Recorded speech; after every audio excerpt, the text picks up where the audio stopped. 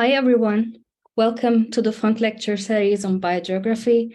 Today we're hosting Professor Pablo Marquet, and he'll be talking about the theory of island biogeography and integration of theories in ecology.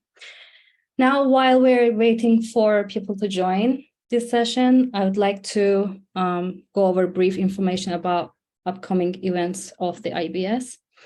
Jennifer McEwain will explain our planet's story of environmental upheaval, mass extinction, and resilience as revealed by fossil plants unearthed from Triassic and Jurassic strata of East Greenland. And as you know, the biggest event is the next biennial conference in Prague. You may check out the IBS website for detailed pieces of information. Also, IBS newsletter will be sent out to all the IBS members in a couple of days, so stay tuned. And just a reminder, there will be the Q&A session after Pablo's talk. And remember that you have it at the bottom of the Zoom window. There are icons, and you can type your comments on chat or questions on Q&A section, or you can raise your hand to ask your question.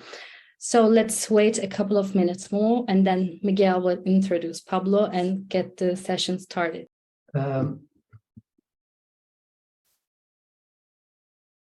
Okay, I think it's about time. So the numbers of participants are stabilizing. We already have over 100 people joining us. Welcome everyone. Again, today we are happy to host Professor Pablo Marquet in this fun lecture series on biogeography. I would like to welcome Pablo and tell you all that Pablo Marquet is a full professor at the Department of Ecology at Pontificia, Universidad Católica de Chile. He also has external or associate positions at the Santa Fe Institute, at the Center for Mathematical Modeling in Chile, and also the International Center of Theoretical Physics in Trieste, Italy. Pablo is originally trained as an ecologist, but has been known to establish collaborations with physicists, mathematicians, and social sciences, and his body of work is very broad. Just to give you some examples, he has done a lot of work in trying to find general principles that underlie the structure and dynamics of ecological systems, always trying to combine theoretical and modeling approaches, and sort of the questions ranging from relationships between size and abundance of organisms towards also things like development of metapopulation models and trying to explain dynamic landscapes, uniting concepts of epidemiology and ecologists.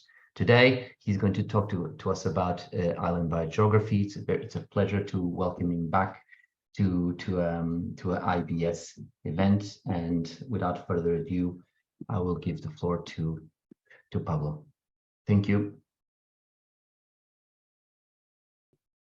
Well, thank you for the invitation to give this lecture.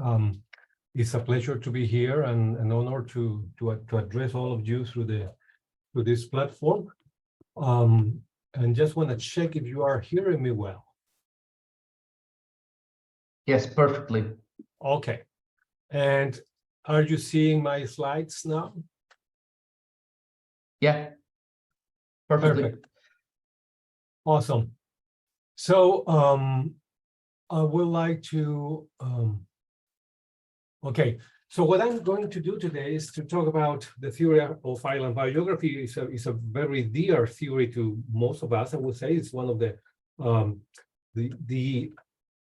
or probably an anchor of our knowledge about islands, and also is a paradigm for the kind of mathematical modeling that underlies a different kind of processes.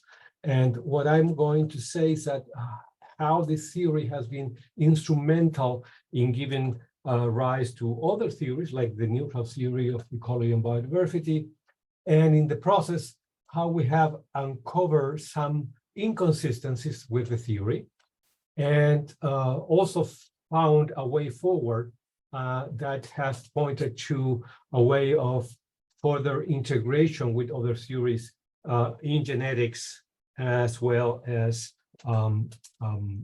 proposing new way of understanding the distribution of species and the richness of species in local communities. So that's in general terms what I will be talking about. So first, I would like to start by remembering Vicky and her wonderful work with the compositia and general the plants in isolated archipelagos. And in particular, I want to point out to this paper on the dispersal and adaptive radiation of beetles, because it's kind of a paradigmatic what happened with biotas in fragmented environment like island archipelagos.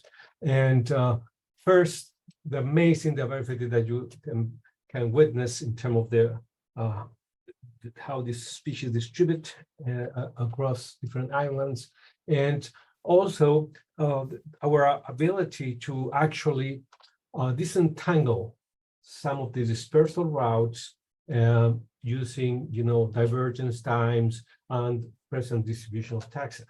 And in general, I would like to highlight two things here. First, the role for the stochasticity. There is a lot of idiosyncratic path or movement of species that you wouldn't actually thought of unless you use these sophisticated techniques.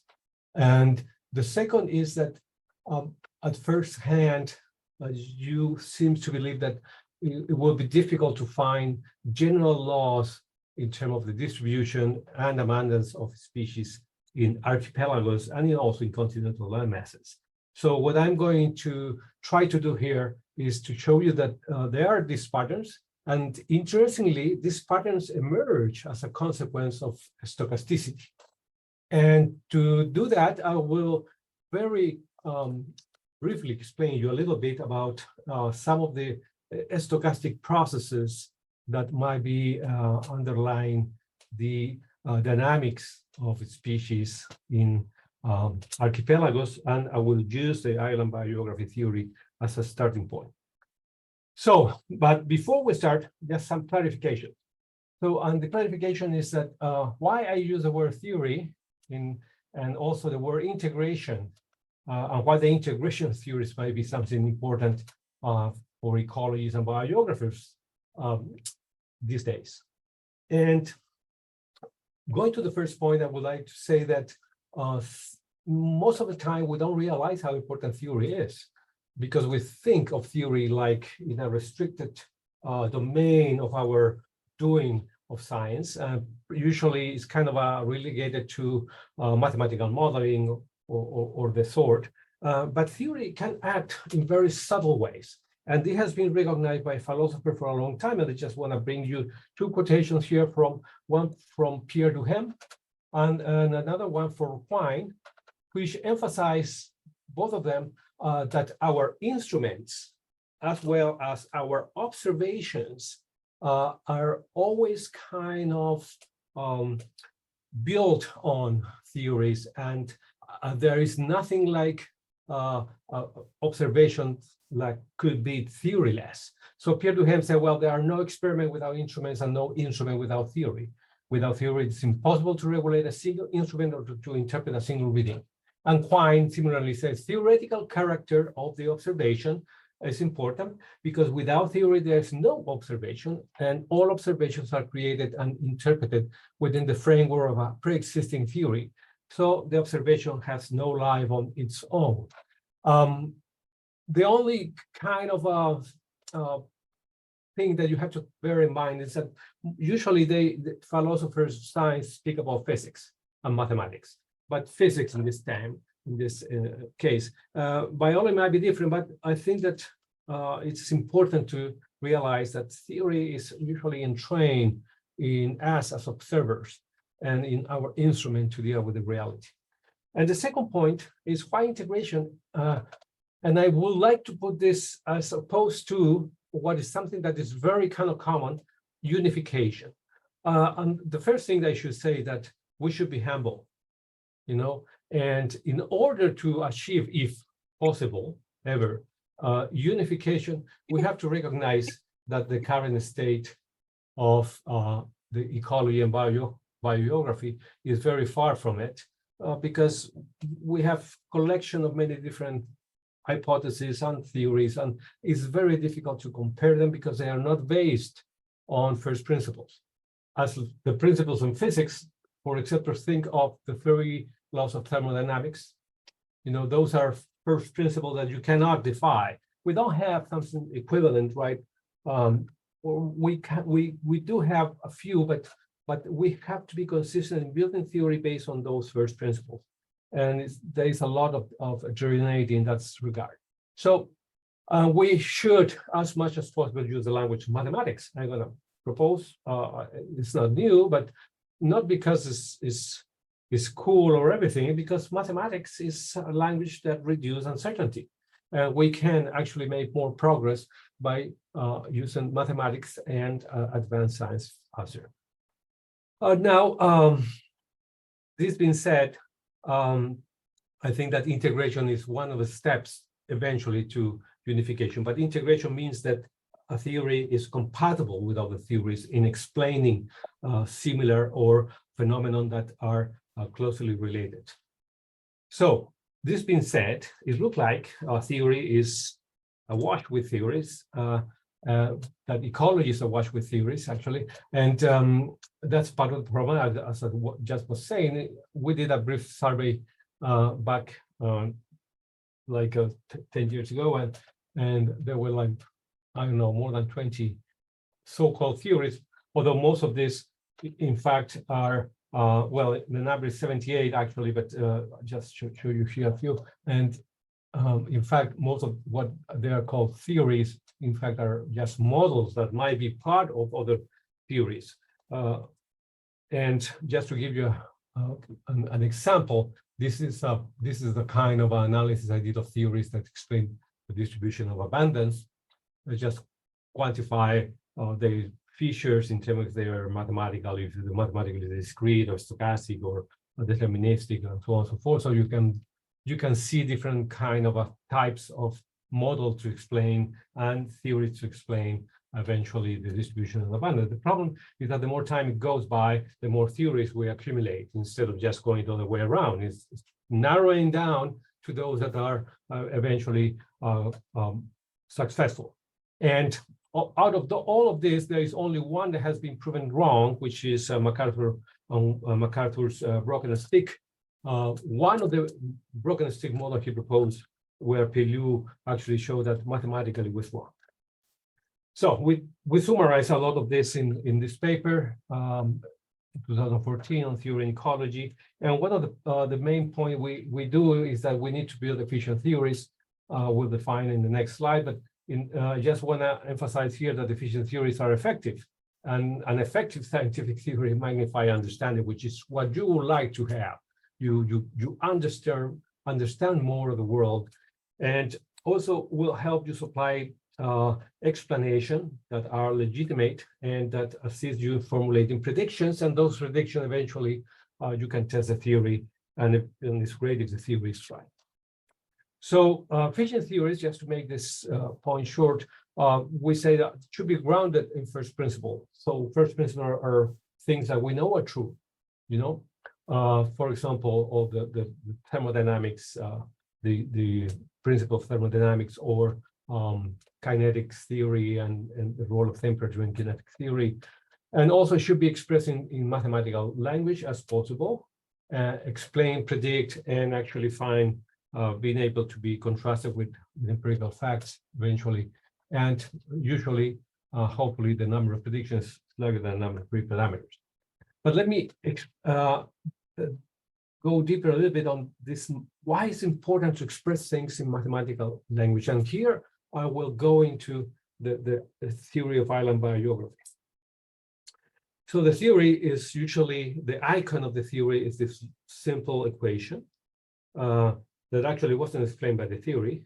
but is this relationship between number of species and area. And it is an equilibrium theory because it's an equilibrium between, colonization and extinction. But the theory is usually, we don't realize that the theory can be expressed or is actually expressed as a master equation, which is this critter here with the name or the number 3-4. So this is the equation that is in the book, and what it says is just giving us a sense of the flow of probabilities of finding an island with S species through time. And this flow depends on the fact that there were S-1 and 1 colonized, or that there was S+1 and 1 went extinct, or there were already S species in that place and nothing happened. Okay, so those are the possible transition. This is a Markov process, just depend on the present state of the system. And you can solve this, okay? Interestingly, McCarthy and Wilson, they didn't solve it. That you solve this and you make this equal to 0, you find the distribution. They didn't solve it. They calculated moments and work a little bit with that, but they didn't went on to actually solve this and give special functions to this rate. But they were aware that there was a distribution. And you see this figure 19, you see the classical rates of colonization and extinction. As you see the equilibrium point, but you see that they represented it as a distribution, because this equation gives you a distribution of some sort, So actually, what this distribution is the distribution of richness, something that we usually don't think too much on. The distribution of the species richness is actually the frequency with which you find a given number of species in a community or in islands, this is the first thing. So this theory actually gave rise to this other one. Actually, there was the first monograph in population biology, which was a great start for that wonderful collection. And in the 32nd monograph was the biodiversity, the unified theory of ecology and biodiversity. So by Stephen Hubble. And if you see the equation that is behind the theory, as put by a collaboration of Hubble with Volkov, Van der Waal, and Amos Maritain later on, the equation is this master equation that gives us the probability of finding K species with an individual. And it's the same transition rate, but now we have no extinction but death, and no colonization but birth. And you have that the transitions are, you might of having n K species with an individual, that you have already K species with n+1 and 1 dies, or was n-1, one was birthed into the system, or there were already an n, so nothing happened. So they solved this and make some assumptions about the rates, and they derive the feature log series distribution that actually fits very well a large number of cases, and define these quantities here, like the theta, which is the biodiversity parameter. I just mentioned this because I'm gonna briefly mention in the future, but the interesting point I want to make is that this equation is the same as the previous one. The only thing is that now we're talking about individuals, that are supposed to be equal in their birth and death rates per capita. So now we have a theory about the individuals moving around, transitioning, and which is similar to a theory about species in islands. And these are individuals within, or species in a community, and these are individuals within species in a community too. So the important truth is, when you look at the two of them together, you realize something. And that something is that they're the same, only the rate change. But the important fact is that mathematically, they cannot be true at the same time. Because if this is true, which is the more fundamental level to analyze these things. Well, this equation here cannot be true because it will violate the first assumption that this makes, which is that the process is Markovian, just depend on the present state of the system, or the immediate path, whatever you want to see it. And so that if this is Markovian, this will not be Markovian. So it cannot be Markovian because the only way this will be compatible if each species in the system is just composed of one individual. Then the transitions at the individual level will be equivalent with transitions in species level dynamics. Since this is not happening, these things will have to wait a long time before these transitions happen. And when I speak about transition, is that this process actually is a jump process with exponentially distributed times of this sort. So the number of species is jumping between decreasing or increasing with these probabilities, you know, and the exponential time. Since now, given the neutral theory, we have a large number of different combinations of species, of individuals, excuse me, then this process will take forever to actually happen. As I said, unless each species is represented by one individual. We explain this in more detail in a chapter in this book. We say that this is one of the unsolved problems in ecology. There are some solutions to this, and but it's a problem, you know. So what we have seen is that the theory of island biography inspired the neutral theory, and in so doing, the neutral theory actually retaliated on the first inspiration and showed it is wrong. The problem is if there is a solution, and there are a couple of solutions. You can say that the number of species is unobservable on the abundant distribution. So it's something that you compute on the abundant distribution, and you can arrive to a solution there.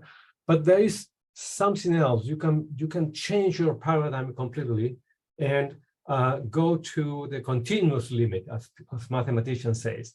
And the continuous limit for this is to abandon the discrete view of things, like discrete. When I mean discrete, I mean counting numbers of individuals. You are working there in the natural numbers. So I'm going from there to the real numbers, real in terms of the real space, no, or continuous. And this continuous approximation is called the diffusion approximation or diffusion process. And here we start. We should actually thank these three guys, and particularly Seward Wright and Kolmogorov, who actually introduced this partial differential equation and diffusion approximations. In Seward Wright introduced actually Kolmogorov equations into genetics. But Seward Wright and Fisher, they found ways around it before knowing about this equation. And I will show you a little bit about this process, because if you go into the diffusion process, you realize that there is a deep connection between all these theories. So what Seward Wright did, this is just a reminder. Seward Wright conceived in one of the models that he proposed, it's called the Thousand Islands model.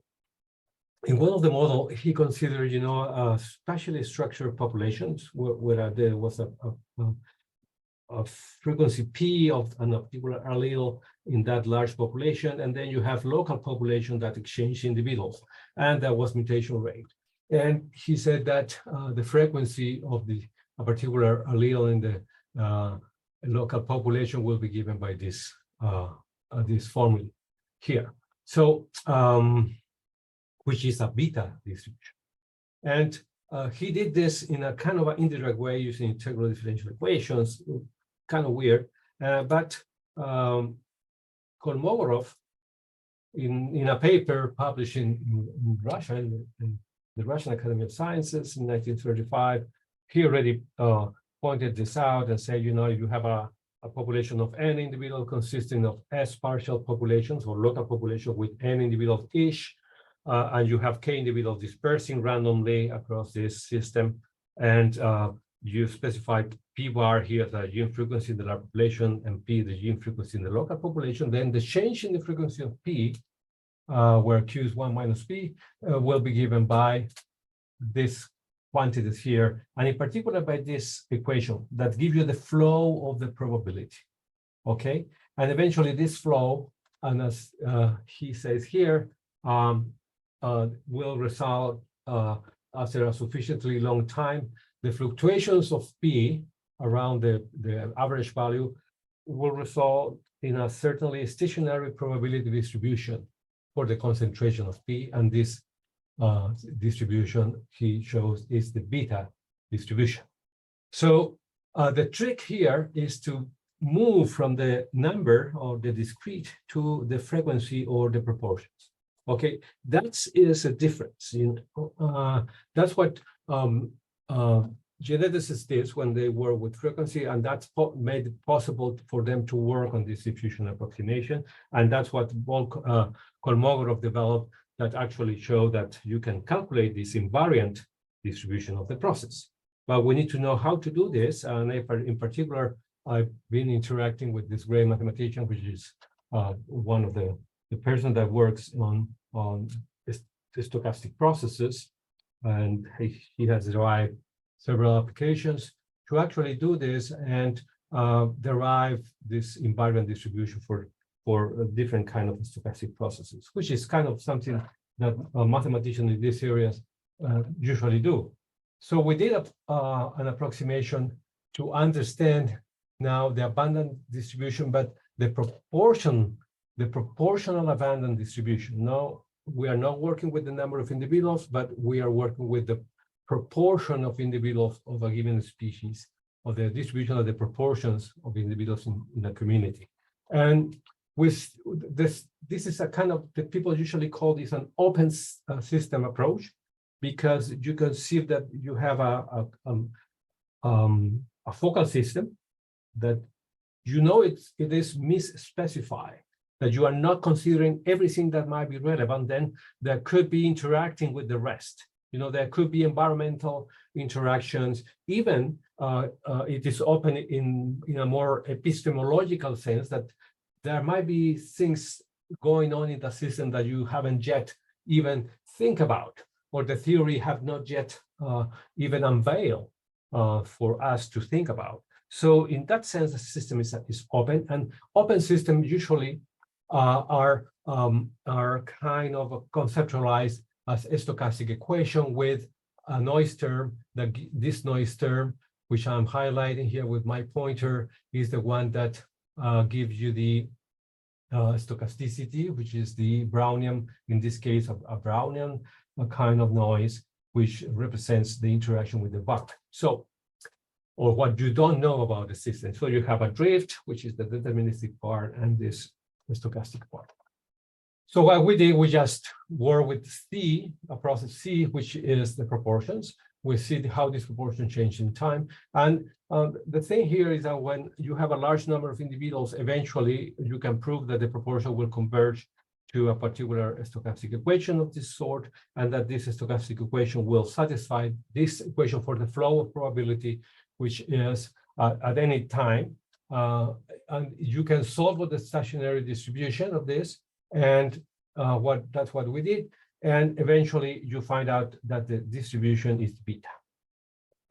Under the hypothesis of neutrality, that pretty much everything, all rates are additive, like you see here, the birth and death rate. So under this additivity, the same assumption that actually see were right and other people did, but not on birth and death, but they did it on mutation and migration. Under additivity, you have this distribution emerging. So you can try this distribution on real data, and it does fit very well, the same as or better than the neutral theory. So, but now we are working on the proportion side. And the other interesting fact is this coefficient here of this distribution, where X is the proportion. These coefficients point out to the action of of processes associated to dispersal, alpha, and to speciation. In fact, beta is highly correlated with the theta parameter of the neutral theory. So here we have different kind of community, bird community, tropical trees, and you see that they occupy different zones within this space. And bird communities are high, some of them are high alpha, well, most of them are high alpha, and different kind of beta to high alpha as you would expect for birds. So the point I want to make here is that this change of focus in moving from numbers to proportion to the continuum allow us to envision a new kind of zone of regularities where you see that both genes within populations as well as individuals within communities might obey in terms of their frequency, might obey the same probability law. Those probability laws are affected by or can be simulated through this kind of a birth-and-death process, which is basically what I've been doing. So this, I just want to remember also what James and Antonovic have said, which is that the force and maintenance species diversity and genetic diversity are similar, and that you would, from there, you would expect that there should be some similarities in terms of what they have. So now that we are here, remember, we found that there was a tension between, or something went wrong with the theory of island biogeography because it was not compatible mathematically with the theory of neutral theory. And we tried to find a solution by going into the continuous, but now we can go back and revisit island biogeography from a continuous kind of perspective and work again, not with the number of species, but with the proportion of species. And we can similarly do this stochastic equation here, where theta and sigma have different meanings. I'm not going to get into the details here, but you also derive beta distribution, and you can test this. And it's not bad. I mean, this is for a compilation of 700 more oceanic islands, where we have put the number, the proportion of different kind of richness on this of these islands, and standardized by the total of the largest diversity found. So in the list, and this is for mammals, this is for birds, reptiles, plants. And you see that the agreement is very good. If you do correlation, it tells you that or around 0.9 are significant. So there might be something very fundamental then in terms of this processes occurring at the level of genes, individuals, and species. But we can even go further, and because the sources of randomness are kind of similar in terms of processes that occur in genes within or among populations, or individuals among species, or species among communities. And this also could occur, and this is a jump we did in terms of analyzing genomes. So, and now we ask, what is the distribution of abundance of different gene families within a genome? And we ask this question because the processes that are associated to the dynamics are essentially or pretty much the same one in general. So there are processes that add gene families or remove gene families, which are associated to things like mutation, lateral genes transfer, gene duplication, or even gene extinction or loss, as you can also see. So there is some fundamental stochasticity that might be similar to processes going on at other levels of organization that similarly add or remove entities from a system. So we try, and we said that it should work because the processes are similar. There could be more processes and make this more complex, but since there were similar processes, we analyzed the protein families pretty much in a lot of different organisms, from bacteria, eukarya, using a database that is publicly available. And we use, for example, 7,694 bacteria proteinomes, 11,000 families, and 30 million genes. And you can see that the beta distribution, which is in color here, fits very well with the empirical distribution. And when you analyze the distribution of the alpha and beta parameter for all these proteinomes, you can see the amazing fact. We don't have a clear picture yet of why, but look like different kind of taxa. For example, in magenta, you have archaea, in gray you have bacteria, in red you have eukarya, and in green you have plants. Metazoa is in yellow, fungi in blue. They kind of occupy distinct areas, and we have just draw here the ellipses of the kind of inferring the space that they occupy. So that kind of you occupy different areas of this potential space, meaning that processes associated to speciation, or which will be the associated to something like mutation here, or alpha, which is dispersal or lateral gene transfer or duplication, might be different in this different kind of entities. So to summarize, we have analyzed the theory of island biogeography, found this kind of problem, proposed a continuous approximation, and this continuous approximation actually unveil for us a different kind of world where very simple models allow you to make predictions based on very simple models that allow you to make this prediction across level of organization. So we seems to have found a kind of a nice way to integrate different theories in ecology and biogeography by using this continuous approximation. So can we go further? I think so. And let me just give you a glimpse of what we are doing to go forward with this.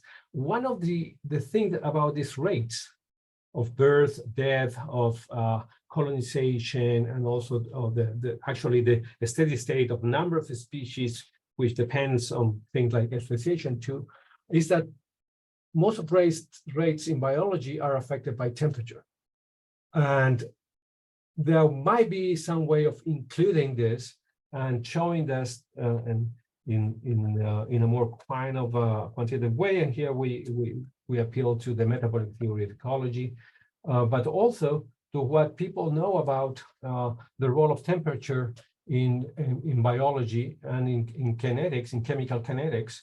And there is one equation, which is the Eyring-Evans-Polanski equation, which is called also the transition state theory. I'm not going to go into details, but it's pretty much that this is the rate, this is the constants that are associated to Planck's, and then you have things like enthalpies and entropies here. I'm not going to go into the detail, but this equation, we actually work with this and show that it can predict very well different rates, including steady state values like richness, and that you can, under appropriate changes, you can show that most rates and steady states follow kind of two canonical forms. Either they are concave or they are convex, and they can further be linearized and etc. So there are ways you can use these simple equations to put it in the rates and eventually derive more dependency of numbers, or how this distribution of richness, for example, or abundance might eventually change with temperature by merging these two equations. Actually, just want to point out that to develop this equation, we had the problem that it was an equation that was developed for kind of the quantum world, and we have to deal with it and transform it to be able to move from the quantum to the classical kind of world of macroscopic objects. And so also bridging levels of organization and for unveiling these regularities. So to summarize, I just want to emphasize the importance of integration, which is the first step to actually arrive to a more consistent and also logically robust ecological and biogeographic theory. That unification might be a goal, but more humbly, I liked the word integration because it allows us to realize what is common, what processes might be fundamental to understand phenomenology at different levels, and that the theory of island biogeography open up a kind of a path because of its quantitative character and provided a foundational model to foster integration in ecology. Although it was wrong, and it was formulated as Havel non-intentionally showed, but we can learn from this using the language of mathematics and realize that there was inconsistencies and that there are ways forward where we can actually go and improve the theory and came out with something even more integrative at the beginning. And the fact is that it seems that genes, individuals, and species seems to obey the same probability law. And thank you to the island biogeography theory, now we are finding this regularity across level of organization. So thank you very much for hearing this talk. I hope it creates in you some questions and also some reflection of ecology, the science, and biogeography, the science, and where are we going, and the different way of actually analyzing and doing theory in this area. Thank you very much.